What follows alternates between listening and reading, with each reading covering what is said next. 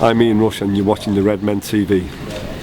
Hello, welcome back. Yes, it is week 41. It's part 2 or part 2, as Chris neatly, Continental Chris noted pre-filming. This is the man who chose to do Spanish, was it? In your, was it Steve? That was Steve Pye. You wanted to sit next to me in the general studies exam so you could copy my answers. Good one. Anyway, Liverpool playing Newcastle this weekend. Should be interesting. It's televised as well, which is amazing considering how little import this game has on anything other than the happiness of Liverpool and Newcastle fans. I still have with me in the studio Chris, James, and John. Chris, are you up for this game? Yeah, I quite like playing Newcastle. Yeah. I do enjoy playing Newcastle, partly because they're just historically decent games. Like I always seem to remember 3-0s and obviously the 4-3s and I like their fans as well, to be honest. They're just sort of good northern fans. Yeah. I disagree with them about pretty much everything. I respect that they're good fans. Yeah. You know what I mean? So I like it. James, you're from, I mean, to lump you in with them is not quite fair, but you're from that general neck of the woods. You lived in Newcastle for about 4 years. Yeah. How's it? How are Newcastle fans in their natural habitat? Shirtless. Yeah. Generally, all right. I like them. My mate's a big Newcastle fan and we just fight all the time, so I'm looking forward to this game because I really don't like losing these games. We just fight about football all the time. But generally, good. I like Newcastle fans a lot. Excellent. We've always had this conversation, haven't we, Dad? I mean, amount of times we've been up in the northeast visiting family, and we've ended up playing them while we've been up there. Yeah. And I actually genuinely love Geordie, but I love Newcastle fans because they're as passionate about the club as we are. But what I love about them the most is they're like the most deluded fans I've ever met in my entire life. They always think they're going to win the league, which is a bit of a minor hypocrisy coming from us, but they think they're going to win the league every single season when there's clearly no chance it's going to happen. I don't know whether they think they're going to win the league, but they've got just so much passion and so much optimism about their team. Yeah, completely flying in the face of the truth. Because they've never ever looked like being a club that could do anything, because they're always run by people who are just hopeless. Yeah, far worse than any other club, I think, in the top flight. They always have owners who are just hopeless. Yeah. It's ridiculous. And I was actually I don't know why I was looking back on it. I was probably doing some research as a Steve Clarke like a year ago or whatever, and they had a brief stint a very, very brief stint in charge, and the amount of managers they've had over the years. I mean, James, when you've got a club that thinks that turning to joke in here is an answer in any way, shape or form, they've definitely got issues. Yeah, but like you say, the fans are just so optimistic no matter what, no matter who the manager is. I remember a few years ago, I think it was the season before they get relegated, which was a reality check for a lot of fans. And they just had this notion that they should have been top 4 at least. And I remember this one fan there interview on Sky Sports News, and he said, we're the second biggest club in the world after Real Madrid. It's like, you believe that? You believe that? Owen went from Real Madrid to Newcastle and he got boom. I bet from the world. Polygraph that would come up as the truth. Like, you know what I mean? No doubt in my mind whatsoever. Astonishing. No, I love it. I must admit, I've always loved the banter with the Geordies. But they've had it. I mean, because they've been shocking this season by all accounts. I know they did better in Europe than us. You're happy about that? But I was saying last season, wasn't I? I thought they were going to find repeating last season's feats incredibly difficult, because I thought they had a great first 11, but improving upon that, you needed to go out and buy Edinson Cavani if you wanted to make that step up into the top 4, and instead they went out and spent 3 pence on a load of random nobodies in the summer, and then bought France in January, and it's not really been enough to get them back to where they constantly do it, don't they? They unearthed a few gems last season, and you're thinking, and they're thinking, sorry, we can do this again. And you can't get a season like that with signings like they got last season. Cisse, after he'd already had Bar, was like, fucking hell. And Ben Arthur as well, superb. Like, there's no way they could have repeated it, and I'm glad they never, to be honest with you, because it's one less competitor for us. Mostly, yeah, for the 7th. It is difficult to have 2 good seasons on the run. I mean, the number, unless you're the top 5 or 6 teams, then you don't. I mean, even Everton, they'll have one good one bad one. People find them out, don't they? And it's really difficult to keep, going and maintain it. Which is normally your best player. And in their case, normally swap again managers comes back to ownership and stuff. This shocking. I mean, I must admit, probably in Newcastle defence, it'd be interesting to see how they do next season, because what they should have done in the summer is what they normally do is throw a load of cash at some big name players, and that was actually probably what they needed for once. That's what Newcastle genuinely needed, as opposed to it just being like all the vanity purchases they've made over the years, where they throw ridiculous money and wages at players who just literally are made of glass. But no, so I'd be interested to see how they fare. We'll come back onto the second quick trivia question of the week. Let's make sure I get this right. Between the Newcastle and Liverpool first team squads, including players on loan, how many North East and North West born players do we have between us? That is a hell question, that, Dave. Well done. That is random as shit. It could have been like how many goals have people scored now. How many North East and North West players in the squads do we have between Liverpool and Newcastle? Answer at the end of the show. Please remind me, Chris. I'll get it right one week. We might as well have a quick look at the form guide while we're here. Newcastle are 12th in the form table. The last 6 games they've won, lost, won, lost, drawn. The last 6 home games, a little bit better.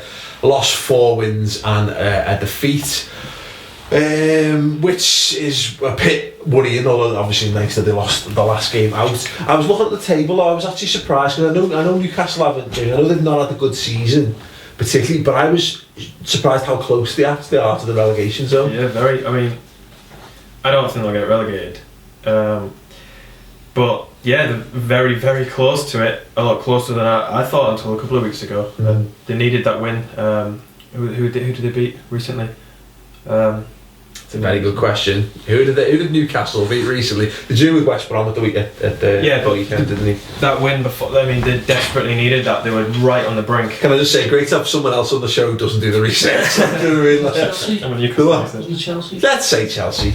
If it's Chelsea, they lost to Sunderland. If you're a Newcastle fan and you're watching this, first and foremost, welcome. Who have you have a few Geordies who used to watch this, didn't you? Probably still do. Welcome. That defeat, Why 3-0 trounced by Sunderland and Paolo, wasn't it? Shocking that, like, and they're probably still recovering from that, like. There was a full-scale riot afterwards, wasn't it? Absolutely, it was. Did someone punch a police horse? Yeah. Have you seen the photos of the Sunderland fans mocking it up? Oh yeah, well there you go. I mean, I've never really thought of Sunderland fans as being particularly funny, but you've got to give them a little bit of credit for that. That is pretty good. I mean, it's not. Is it in the best taste? Not sure about that. Slightly better taste than Patrice Evra eating a prosthetic 7 arm. But that's another story altogether. Okay, let's have a quick Dangerman focus on Papiss Cisse. So 31 games, 1 sub appearance, 8 goals, 2 assists. He's created a grand total of 30 chances, shooting accuracy 41%, chance conversion of 11 and a clear cut conversion of 23. Not great, Chris. No, it's not at all. I thought that would be a little bit better than that. Shooting accuracy 41% is pretty bad. It's about 10-15% worse than everyone else we've done this season, isn't it? Yeah. Obviously, 8 goals, I'm really surprised at that. Well, he was shit out, wasn't he, when they signed him? But Demba Ba was the man, and he was sort of marginalised by Cisse, and then everyone expected him to sort of kick on, and it's not happened for him this season at all. No, shame. If you're watching, if you're a Newcastle fan and you're watching, I'm interested to know your thoughts on that. Has he just been found out? Is he that good? Was it that new player, new league sort of syndrome where players hit the ground running, like Jelavic? Yeah. To a certain extent. 7 or 8 games, wasn't it, where Cisse scored on the bounce, like, and then he had that hell goal at the end of the year, didn't he? Yeah, well, he looked amazing, like, so I'm interested to know, has he been found out, is he any good? Demba Ba still the top goal scorer. Really? Well, that annoys me when on Team Talk because they'll keep it up there as well. Remember when Suarez left last year or something? Yeah. Yeah. Year before. It's been a while, but yeah, it was the cat. Yeah, It's infuriating that.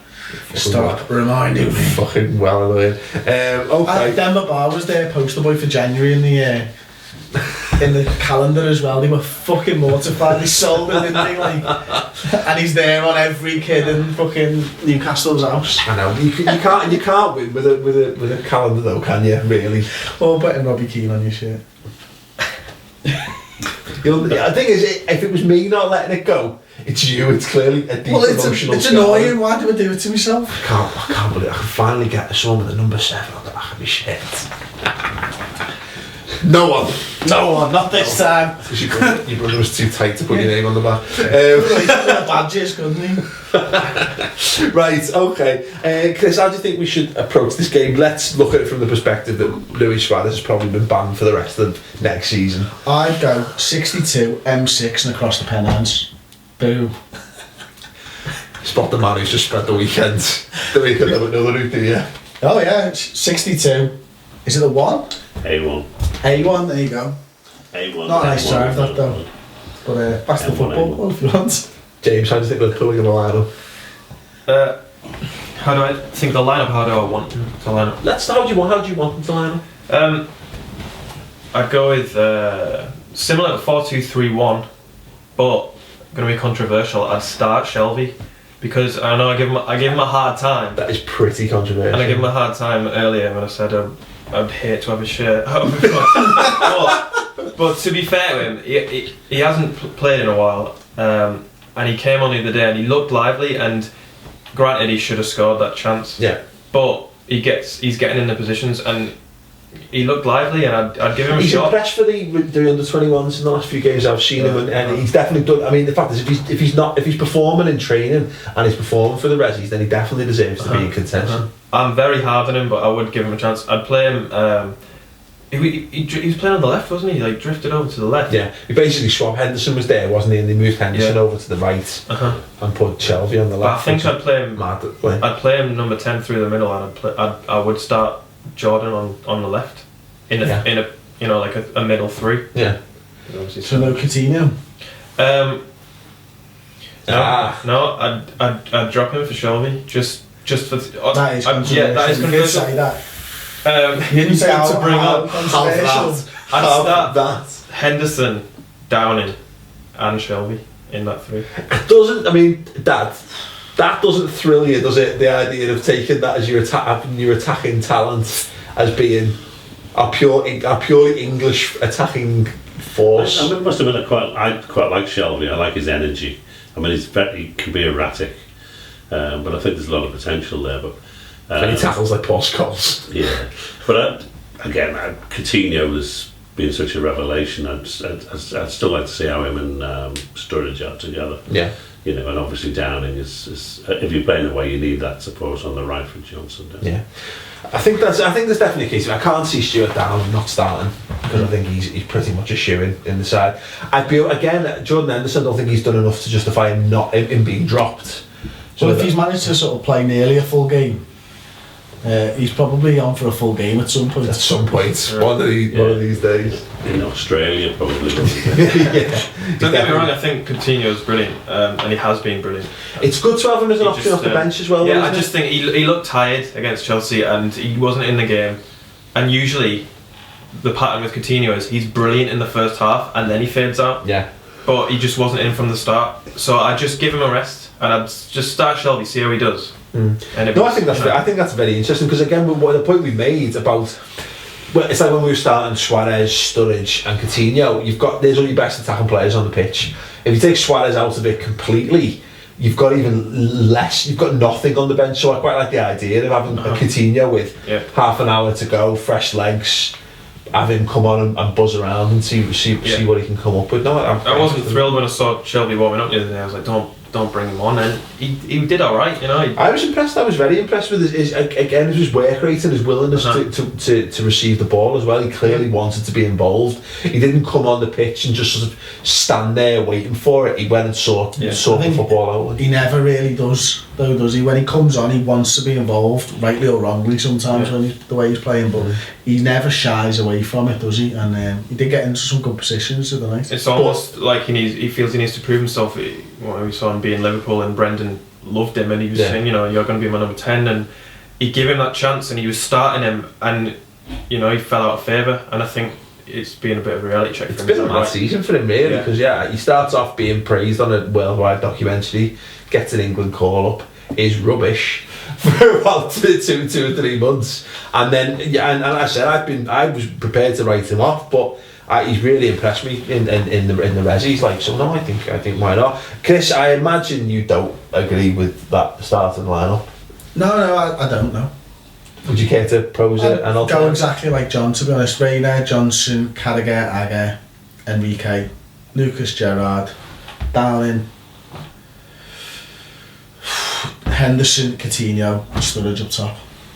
Okay, excellent. I think the obvious thing to do is just to start exactly like we did at the last weekend, except you substitute Sturridge for Suarez. The concern is, of course, that the style of football we've played this season is so dependent on Luis Suarez being the trequartista or whatever, you know what I mean, the false 9 as it is. How will it differ having a genuine number 9?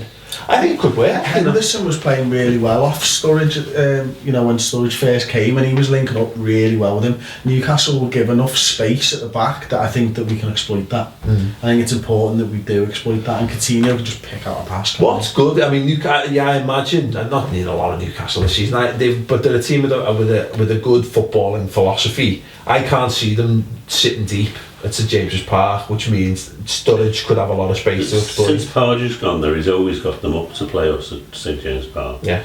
They've been really difficult games for us, and I expect it'll be the same. Definitely. Okay, then should we have some score predictions? Dad, we'll start with you. I'll go fall back on the old favourite 2-1. James. We've had too many draws, so I'm going to go for 2-1 Liverpool. Excellent. Chris? 2-0 Liverpool. Oh, you see the comment this week about how all you ever do is guess 2-1? Me? Yeah. So, surprise, Chris has gone 2-1 again. I genuinely didn't. Well, I'll go 2-1 if you want. Not bad.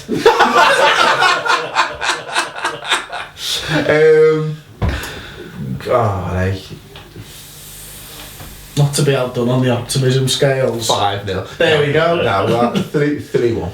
3-1 to Liverpool. Sorry, Geordies, I'm sure you probably think you're going to somehow win the league still, but it's not. Now, they get out a goal difference, no? Yeah, that is mathematically possible still. Now, anyway, let us know your score predictions. Let us know how you think Liverpool are going to line up. If you're Geordie and you're watching this, how are Newcastle going to line up? I don't care, but there might be people who are interested in this sort of thing. Let us know in the comment section underneath. Right, if you're watching on YouTube, we're going to give you the trivia answer before Chris pokes me in the ribs. Yes. Write it down, so I remember it. Okay, the trivia question was, between Liverpool and Newcastle first team squads, including players on loan, how many North East and North West born players do we have between us? And the answer is 20. 10 each from the North East and 10 from the North West. Quickly to run through them, bloody hell. My surprising one was Ryan Taylor's from the North West. Yeah, was he the one from Wigan? Is he from Liverpool? Alright, cool. Okay, from the North East, Jordan Henderson, Stuart Down and Andy Carroll, Steve Harper. Steve Harper's not Newcastle. Bloody hell. Adam Dave's gone awfully quiet over there. No, he is Campbell, Remy Street, Sammy Abiobi, Jack Alnwick, Paul Dummett and Connor Newton. I don't know. You could have made these names up. I could be reading any names here, like Hugh Janus. Yeah. From the North West, Stephen Gerrard, Jamie Carragher, Ryan Taylor, Martin Kelly, Jay Spearing, Conor Cody, John Flanagan, Jack Robinson, Adam Morgan, and Danny Simpson. Well, there you go. Did not know that either. There you go. If you got 20, check out the big brains on you. Right, yeah, if you watch this on YouTube, see you later. If you want to carry on watching, we're going to be answering some of your questions on Ask the Redmen. So stay tuned on and go to the redmentv.com. Anyway, subscribers, you're still here. Thanks.